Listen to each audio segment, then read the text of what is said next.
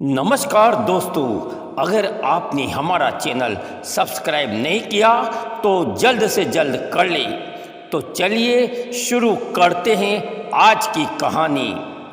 अन्नू ने अपने जन्मदिन पर अपनी चारों सहेलियों को बुलाया था। एक सहेली राधा को वॉशरूम जाना था। उसने अन्नू की माँ को बोला, मम्मी जी वॉशरूम किधर है?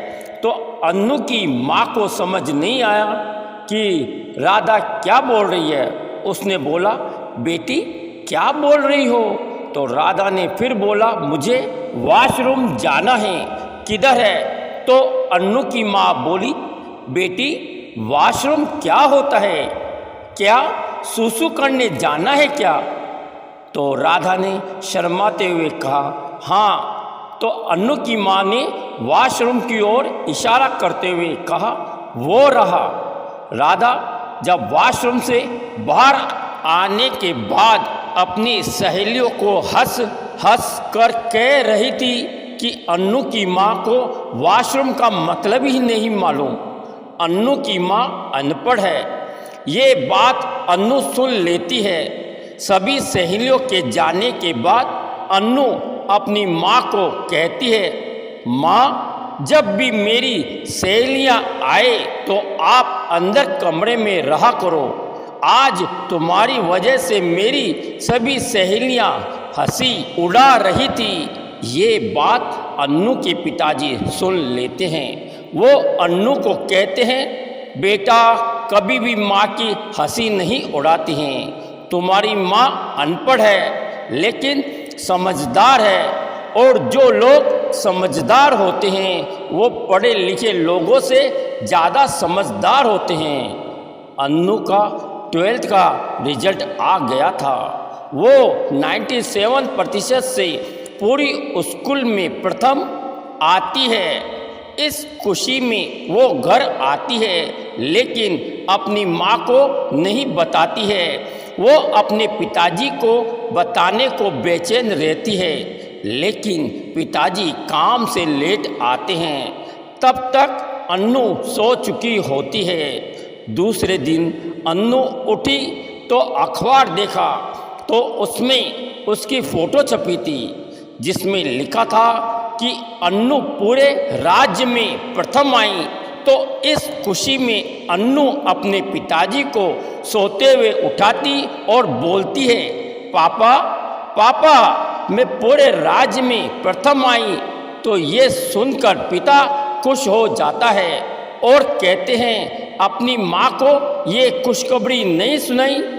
तो अन्नू कहती है, माँ को क्या कहना, माँ को क्या मालूम पढ़ाई क्या होती है, अनपढ़ जो है ना। ये सुनकर अन्नू के पिता अन्नू को डांटते हुए कहते हैं, बेटी ऐसा नहीं कहते। रसोई में अन्नू की माँ हलवा बनाई रही होती है। वो सुन लेती है कि अन्नू पढ़ाई में अव्वल आई है। वो खुशी से हलवा लेकर अन्नू के पास आती है। कहती है, ले बेटी तेरे पास होने की खुशी में हलवा खा ले। तो अन्नू कहती है, मम्मी मुझे हलवा नहीं खाना, मैं तो अपनी सहेलियों के साथ बाजार में खाऊंगी, हलवा आप ही खा लो। ये सुनकर अन्नू की माँ की आँखों में आंसू निकल जाते हैं। अन्नू अपनी माँ से कहती है, मुझे रुपए दो, मैं दोस्तों के साथ आज होटल में खाऊंगी। अन्नू की माँ अन्नू को रुपए दे देती है। अन्नू खुशी से स्कूटी लेकर घर से निकल जाती है। थोड़ी देर बाद ही घर पर फ़ोन आता है जो कहता है, मैं अस्पताल से बोल रहा हूँ, आपकी बेटी का एक्सीडेंट हो गया, आप तुरंत आ जाओ। ये सुनकर अन्नू के माता पिता अस्पताल जाते हैं।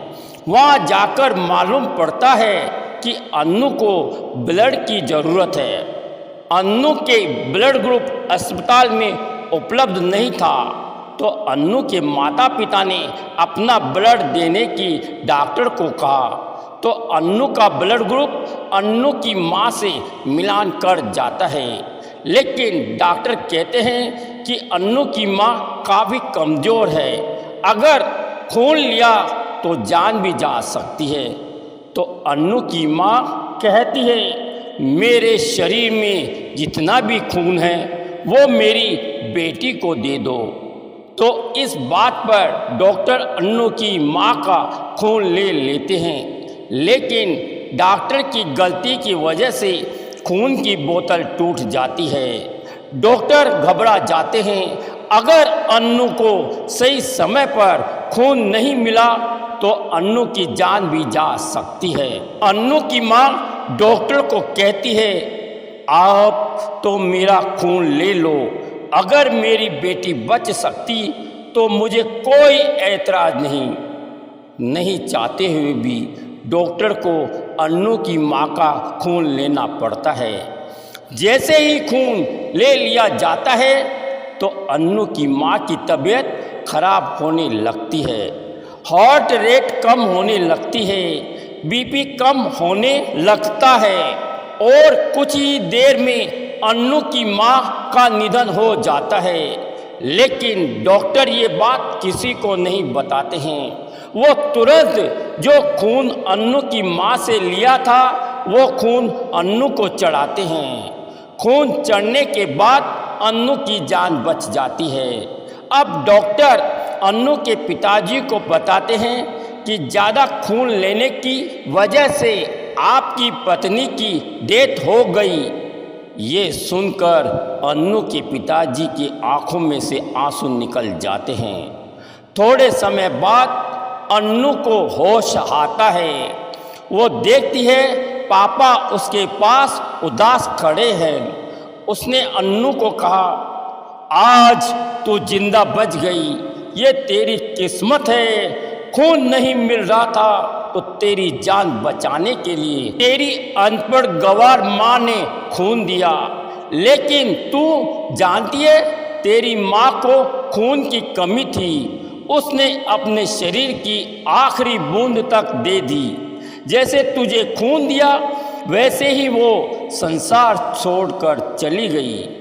उसने हमेशा के लिए आंखें मूंद ली। अन्नू ये सुनकर चौंक जाती है। मेरी माँ, देख बेटी, तू पढ़ी लिखी है ना, वो अनपढ़ थी ना इसलिए तुझे पढ़ाती थी, लेकिन तूने उस अनपढ़ की कभी भी कदर नहीं की जीवन में। हाँ, तेरी माँ अनपढ़ थी। जब तू रात रात भर पढ़ाई करती थी ना, तेरे साथ साथ वो भी जागती थी, क्योंकि वो अनपढ़ थी। वो तुझे काजू देती थी, किशमिश देती थी, चाय बनाकर देती थी कि मेरी बेटी पढ़ जाए। माँ तो अनपढ़ थी, इसलिए तो बड़ी बिंदी लगाकर घुमा करती थी। पढ़ी लिखी होती ना तो वो भी मॉडर्न होकर घूमती, वो भी ब्यूटी पार्लर जाती, वो भी अच्छे अच्छे कपड़े पहनती, लेकिन वो अनपढ़ थी। तेरी नज़रों में उसकी कोई कीमत नहीं थी ना बेटी, वो अनपढ़ थी तेरी माँ। यदि वो अनपढ़ नहीं होती ना किसी और का बच्चा गोद में नहीं लेती। तुझे गोद लिया था ना उसने, क्योंकि उसके कोई औलाद नहीं थी ना। वो ऐसी अनपढ़ माँ थी, अगर पढ़ी लिखी होती ना अपने शरीर और जिस्म को संवारने के लिए बिना औलाद की ज़िंदगी गुजार देती, मॉडर्न बनकर रहती। जो दूसरों की बेटी पाली है वो अनपढ़ थी, इसलिए तेरा अपमान सहन करती थी, इसलिए तेरा प्यार नहीं मिला, फिर भी तुझे प्यार करती थी। वो इतनी अनपढ़ थी, वो ये जानती थी कि दूसरे का बच्चा है, उसे ज्ञान नहीं था, तुझे छाती से लगाकर उसने पाला था। वो एक अनपढ़ औरत थी। पढ़ी लिखी होती तो अपने खून की आखिरी बूंद तुझे नहीं देती। वो अनपढ़ थी जिसने अपने प्राण न्योछावर करके तेरे प्राणों की रक्षा की थी। अन्नू के पैरों तले जमीन खिसक गई। वो अपनी माँ के पार्थिव शरीर के पास जाती और रो पड़ती और भगवान से कहती, हे भगवान, एक बार मेरी माँ को वापस लौटा दो। पिता ने कहा, बेटी, जो गई हुई वो वापस नहीं आती, लेकिन बेटा मुझे अफसोस है, एक अनपढ़ माँ से तू नफरत करती थी। बेटी ने कहा, पापा, मैंने तो कागजों में 97% मार्क्स ही लाए हैं, लेकिन मेरी माँ अनपढ़ होकर जिंदगी में 100% पाकर दुनिया से चली गई।